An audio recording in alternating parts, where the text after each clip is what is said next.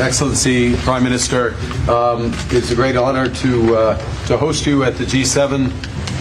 India has been coming to the G7, I believe, since 2018 in Biarritz with our French partners, and it's a testament to the importance of your country, to your leadership, and to the importance of the issues that we look to tackle together, from energy security, from the energy transition that you're helping to lead, to the future of artificial intelligence, to the fight that we have against transnational repression, against terrorism, against other factors, and the work that we can do together. And it is my great honor to have you here.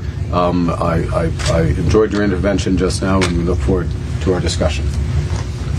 Excellency, मैं आपका बहुत बहुत आभारी हूँ कि आपने G7 में भारत को निमंत्रित किया, और मेरा भी सौभाग्य है कि मुझे 2015 के बाद फिर से एक बार कनाडा की धरती पर आकर के कनाडा के लोगों के साथ जुड़ने का एक अवसर मिला है।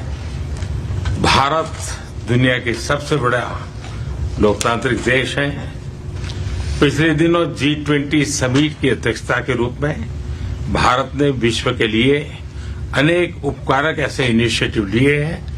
आज G7 के अंदर G20 में भारत ने जो मजबूत नींव रखी है, उसको एक प्रकार से नए स्वरूप में G7 में उसके एग्जीक्यूशन की दिशा में ले जाने में एक बहुत बड़ा अवसर है, और भारत इस अवसर का उपयोग ग्लोबल गुड के लिए करने के लिए हमेशा इच्छुक रहा है, आगे भी इच्छुक रहेगा।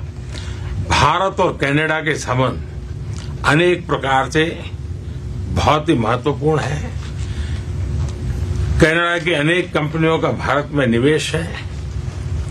भारत के लोगों का भी कनाडा की धरती पर बहुत बड़ा निवेश है। लोकतांत्रिक मूल्यों को समर्पित कनाडा और भारत मिलकर के लोकतंत्र को मजबूत करना होगा, मानवता को मजबूत करना होगा, हमारे रिसोर्सेज का ऑप्टिमम यूटिलाइजेशन कर करके मानव जात के कल्याण के काम में कैसे ला सकते हैं, उस दिशा में हम प्रयास करते रहेंगे। और मुझे विश्वास है कि प्रधानमंत्री जी के चुनाव के बाद मुझे पहली बार मिलने का मौका मिला है, तो इस चुनाव के भव्य विजय के लिए भी मैं उनको बधाई देता हूं, और आने वाले कालखंड में उनके साथ भारत और कनाडा मिलकर के अनेक क्षेत्रों में प्रगति करेंगे। बहुत बहुत धन्यवाद।